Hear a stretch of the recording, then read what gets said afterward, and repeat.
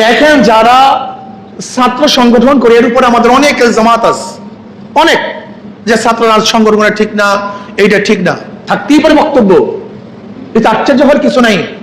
কিন্তু বাস্তবতা হলো যাদের ছাত্র সংগঠন আছে তারাই ক্ষমতায় গেছে, আর যাদের ছাত্র সংগঠন নাই তারা ক্ষমতা যায় না, এটা বাস্তবতা। আমি বলবো না মধ্যে কালাম নাই, তা বলবো না, কিন্তু এর মধ্যে নেগেটিভ পজিটিভ করে বক্তব্য নাই তো সে কথা আমি বলবো না।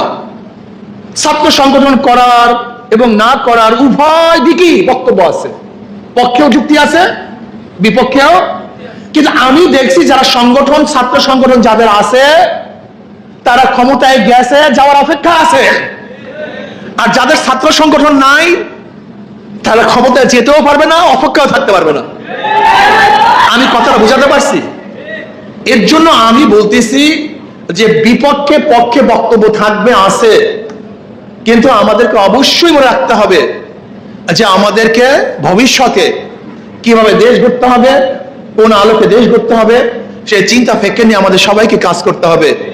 আল্লামা মামুনুল হক সাহেব আসছেন, উনি বয়ান করবেন, আমার জন্য দোয়া চাই, আমিও দোয়া করি নবী আলাইহিস সালাতু ওয়াস সালাম 23 বছরের জিন্দেগির উপর যেন আমরা সবাই আমল করতে পারি। আল্লাহ আমাদের সবাইকে কবুল করে নেন।